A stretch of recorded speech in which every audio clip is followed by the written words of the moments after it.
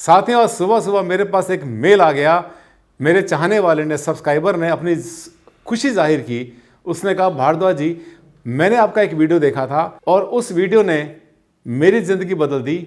जो कुछ आपने वीडियो में बताया था, मेरे घर में कुछ वास्तु दोष थे, उन दोनों वास्तु दोष को मैंने ठीक कर दिया और आज 2.5 महीने हो गए और मैं महसूस करता हूँ कि जितनी देर मैंने कर दी करेक्शन करने के लिए वो तो कर दी, लेकिन अब मेरे साथ कुछ गलत नहीं होगा क्योंकि मैंने कर ली है उन बातों की, सबकी उन चीज़ों की रेमेडी जो आपने बताई थी।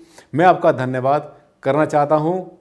धन्यवाद आनंद भारद्वाज जी। ये भाषा, ये लैंग्वेज, ये सेंटेंस उसके थे।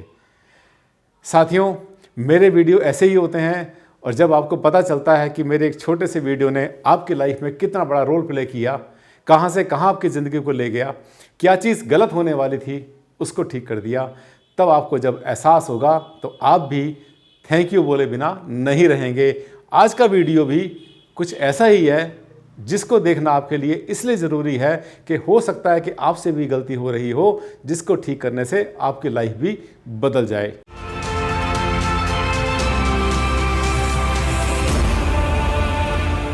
नमस्कार साथियों, मैं हूं डॉक्टर आनंद भारद्वाज, आपका जाना पहचाना वास्तु कंसल्टेंट। और मैंने इस वीडियो की शुरुआत की है उस सेंटेंस से, उस वाक्य से जो मेरे चाहने वाले ने मुझे थैंक यू के लिए, धन्यवाद के लिए भेजा है। मेरी खुशी का भी कोई अंत नहीं। मैं बहुत प्रसन्न हूं, मेरे चाहने वाले खुश होते हैं और मेरी बातों पर अमल करके उनको मिलता है बहुत बड़ा सुख और उनके रास्ते क्लियर हो जाते हैं, कांटे खत्म हो जाते हैं। आज का वीडियो दक्षिण पूर्व के बारे में, इस पर भी बहुत सारे सवाल आए कि सर एक वीडियो में हमें बता दो कि दक्षिण पूर्व में, साउथ ईस्ट को लेकर बहुत सारी भ्रांतियां हैं, बड़े कन्फ्यूज़न हैं। क्या हो साउथ ईस्ट में जिससे हमें हो फ़ायदा और क्या नहीं होना चाहिए, वो चीज़ें जो कि हमारे रास्ते में रुकावट बन जाती हैं, पत्थर बन के खड़ी हो जाती हैं और हमें आगे नहीं बढ़ने देती हैं और हमारे जीवन में बहुत बार गंभीर परिणाम भी लाती हैं।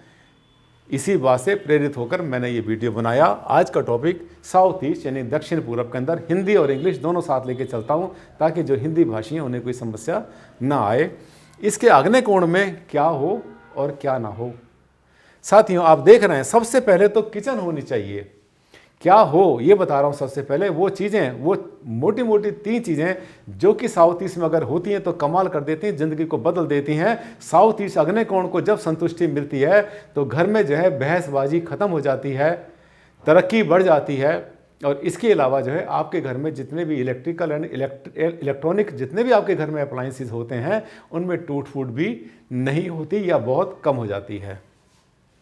इसके बाद आगे आते हैं। देखिए, टीवी रूम सबसे बढ़िया टीवी रूम होता है क्योंकि यहाँ पर हीट जनरेट करता है। ये जो आप देख रहे हैं स्क्रीन है, हीट जनरेट करती है। और फिर ये रंगारंग कार्यक्रम होता है तो इसका संबंध वैसे भी शुक्र से होता है, विनस से होता है, जो कि रंगारंग का मौज मस्ती, खाने पीने और ऐशो आराम की एक तरह से का उसका राजा है, उसका प्लेनेट है।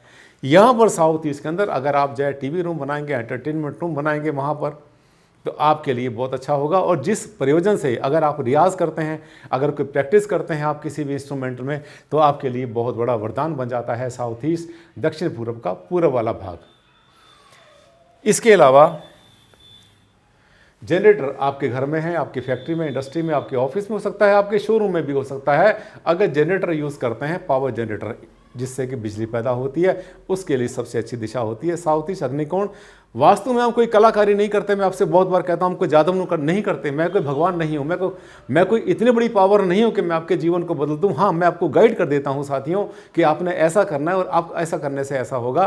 तो ये जो आप देख रहे हैं जनरेटर जो है, ये एक ऐसी चीज़ है जिसको कि हम हीट एलिमेंट कहते हैं, फायर अग्नि तत्व भी कहते हैं। तो इसका जो स्थान सबसे अच्छा बनता है वो भी दक्षिण पूर्व बनता है, जो कि वेट के लिए, वजन के लिए भी अच्छा है, वाइब्रेशंस के लिए भी बहुत अच्छा है और इसके साथ साथ अग्नि के लिए भी बहुत अच्छा है क्योंकि बिजली को हम कहते हैं, विद्युत को कहते हैं हम लोग फायर एलिमेंट। ये 3 चीज़ें बहुत ज़बरदस्त जो कि आपकी लाइफ में बहुत बड़ा चेंज लाएंगी। आगे चलते हैं हम एक ऐसा टॉपिक, ये देखिए, जितने भी बिजली के अप्लाइंसेस होते हैं, इलेक्ट्रिकल अप्लाइंसेस होते हैं, वो भी सब के सब आपका एमसीबी बोर्ड होता है या जो भी चीज़ें होती हैं उनको भी साउथ ईस्ट में लगाना बहुत अच्छा होता है। यदि आप ऐसा करते हैं तब भी आपके जो है इलेक्ट्रिकल और इलेक्ट्रॉनिक जो अप्लाइंसेस होते हैं, कई बार लोग कहते हैं सर हमारे घर में नया घर बनाया, कोठी बनाई, हमने मकान बनाया, हमारे घर में रोज़ कुछ ना कुछ ख़राब होता रहता है। कभी फ्रिज ख़राब होता है, कभी एसी ख़राब होता है, कभी हमारा टीवी ख़राब होता है। अगर ये सब चीज़ें ख़राब होती रहती तो बहुत बार कारण क्या होता है कि अगर आपने ये सब चीज़ें, अगर इलेक्ट्रिकल अप्लाइंसेज अगर आपने नॉर्थ ईस्ट में लगा दिए, उत्तर पूर्व में लगा दिए, तो इनकी संभावना ख़राब होने की बनी रह जाती है। अब आगे चलते हैं, इसके बाद हम आपको लेकर, ये देखिए सबसे बड़ा डिस्प्यूटेड टॉपिक।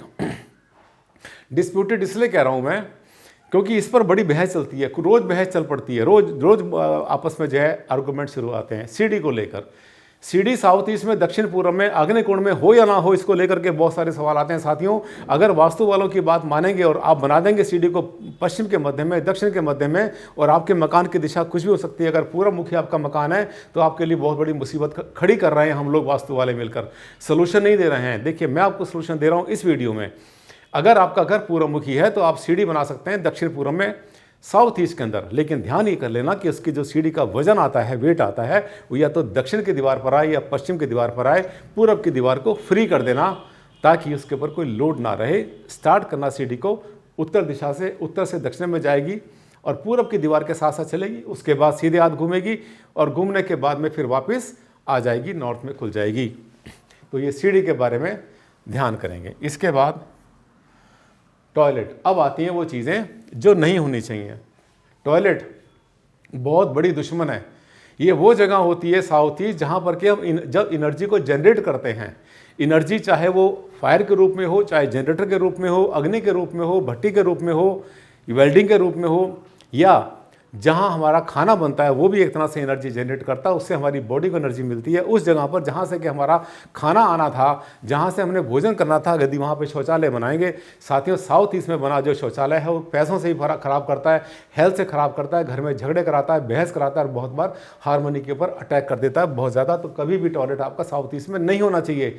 सवाल आ जाएगा आपके मन में कि भारद्वाज नहीं होना चाहिए, तो बताइए ना क्या रेमेडी करें इसकी। हम इस विषय पर मेरी कम से कम 40-50 वीडियो आपको मिल जाएंगी, खूब रेमेडी बताइए। आनंद भारद्वाज जी की जो रेमेडीज़ होती हैं उसमें आपको ज़्यादा खर्चा नहीं करना पड़ता। 5-5, 10-10, 20-20 रुपए की रेमेडी होती है। मकान को तोड़ना नहीं, आपने ठीक कर लेना है। आगे चलते हैं। ये देखिए, बेडरूम, मास्टर बेडरूम कभी भी ना हो साउथ ईस्ट में। दक्षिण पूर्व में अगर मास्टर बेडरूम रहेगा तो पति पत्नी के बीच में हमेशा तकरार बनी रहेगी, झगड़ा बहस हो गई, और छोटे छोटे जो है ट्रिफल मैटर के ऊपर उनकी जो है आपस में बहुत ज़्यादा आर्गूमेंट्स हो जाएंगे, और होने के बाद में वहाँ पर बहुत बार तलाक की नौबत भी आ जाया करती है। अगर आपके घर के छोटे बच्चे या कोई भी बच्चा अगर आपका साउथ ईस्ट में, दक्षिण पूर्व में रहता है तो उसका स्वभाव भी हाइपर हो जाएगा। वो जो है टेंट्रम मचाने शुरू कर देगा, और साथ में हो सकता है आपके कंट्रोल से बाहर हो, बहस करना शुरू कर देगा, स्वभाव उसका गर्म हो जाएगा। हाँ, अगर आपका बच्चा कोई बहुत कूल स्वभाव का है, इंट्रोवर्ट है, क्लास में हाथ खड़ा नहीं करता, मम्मी के पीछे छुपा रहता है हर समय, और थोड़ी सी उसको हीट की ज़रूरत है, तो आप कुछ महीने के लिए, 6 महीने, 1 साल के लिए इस रूम में, साउथ ईस्ट के रूम में, दक्षिण पूर्व के रूम में रख सकते हैं। लेकिन आपको बता दें एक बात, एक कड़वा सच, आज की डेट में 99.9% बच्चों का स्वभाव तो पहले ही तेज है, क्योंकि पता नहीं क्या क्या पिज़्ज़ा वीज़ा ये वो खाते रहते हैं, इधर उधर की चीज़ें खाते रहते हैं, खून में गर्मी है, टीवी देखते रहते हैं, कंप्यूटर देखते रहते हैं, और साथ में उनके सामने होता है एक मोबाइल फ़ोन। स्कूल में भी जो उनकी बातें होती हैं वो एग्रेसिव होती हैं, तो उनको कंट्रोल करना बहुत ज़रूरी है। इसलिए बच्चों का बेडरूम भी साउथ ईस्ट में ना बनाएं। आगे आ जाते हैं पानी की टंकी। साथ ही दक्षिण पूर्व के अंदर जो है पानी की टंकी नुकसान करती है, क्योंकि वो वाटर एलिमेंट की जगह ही नहीं है वो।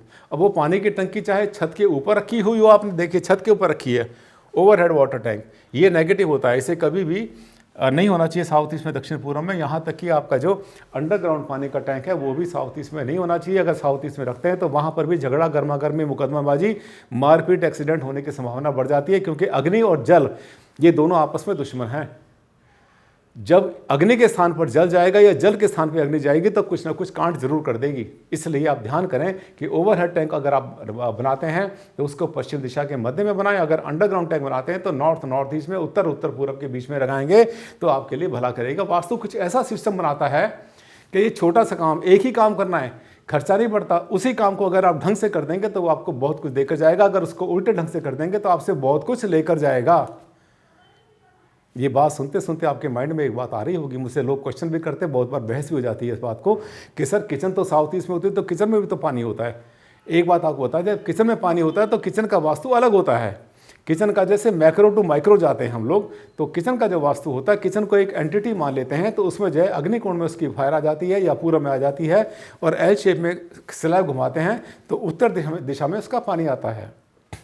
एक बड़ी विडंबना है, अग्नि और पानी दोनों आप एक दूसरे के दुश्मन तो हैं ही, पर ये एक दूसरे के बिना रह भी नहीं पाते।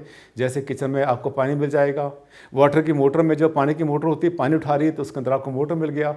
आपके घर में अगर आपका कोई कूलर है, एयर कूलर है, तो वहाँ मोटर भी चल रही है, साथ में वहाँ पानी भी चल रहा है। बोरिंग होता है तो उसके अंदर सबमर्सिबल पंप होता है, नीचे मोटर चल रही है, ऊपर पानी चल रहा है।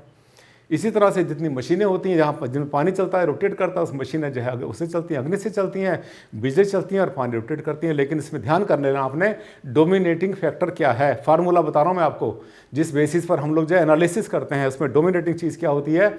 किचन में डोमिनेटिंग फायर है, और जो हम पानी की मोटर यूज़ करते हैं ईशान कोण में, नॉर्थ ईस्ट में, उसमें जो डोमिनेटिंग फैक्टर है वो वाटर है। पानी इसके अंदर जो है डोमिनेट करने वाला है, मोटर की औकात बहुत ज़्यादा नहीं है। साथियों, मैं आपको साथ साथ लॉजिक बताता हूँ, ताकि अगर आप मुझे गुरु मान चुके हैं और आप मेरी बातों को फॉलो करते हैं तो आपको ये भी ज्ञान पता चले, क्योंकि हो सकता है कि 4 लोगों में आपकी ये बात शुरू हो जाए और उनमें से कोई भी सवाल आपसे कर दे कि ज़रा ये बताइए, आप भारद्वाज जी की बहुत बड़ी बातें कर रहे, बड़ी तारीफ़ कर रहे हैं, आप ज़रा बता दो ऐसा क्यों होता है। तो आपके पास लॉजिक होना चाहिए, और जब लॉजिक आप बताएंगे तो साथियों क्लैपिंग वैसी होनी चाहिए जैसी क्लैपिंग मेरी बात पर भरी सभा में होती है, जहाँ मेरे सामने बैठे होते हैं 500 या 1000 लोग, जहाँ पे हॉल में मेरा डाइस के ऊपर पोडियम पर मेरा लेक्चर चल रहा होता है। डंके की चोट से बात करते हैं और साथ साथ जो है आपको बताते हैं हम सही और सच्चा ज्ञान। साथियों, मेरे जितने भी वीडियो होते हैं वो सबके सब इसी तरह से नॉलेज से भरपूर होते हैं, जिसमें होती हैं सबके सब यूनिक यानी अद्वितीय बातें। अगर आपको मेरा चैनल अच्छा लगा और आपने पहली बार देखा था, बाई चांस, कई लोग कहते हैं सर बाई चांस घूमते घामते भटकते हुए मैं आपके चैनल पर आया, और जैसे ही आपका चैनल का मैंने वीडियो शुरू करा 1-1.5 मिनट के अंदर मैंने सबसे पहले आपको किया सब्सक्राइब। मज़ा आ गया सर, मज़ा आ गया आपके वीडियो पर। ये बातें आप बोलते हैं तो मुझे भी मज़ा आता है, मुझे बड़ी खुशी मिलती है। मुझे लगता है कि आपने मुझे इनाम दे दिया, मुझे अवार्ड दे दिया, रिवार्ड दे दिया आपने। यही है मेरा रिवार्ड। साथियों, अगला वीडियो फिर आपके सामने आएगा एक नया टॉपिक लेकर। लॉजिक के साथ बात करेंगे, कॉन्फिडेंस से बात करेंगे। तब तक के लिए दे मुझे विदा। नमस्कार, धन्यवाद।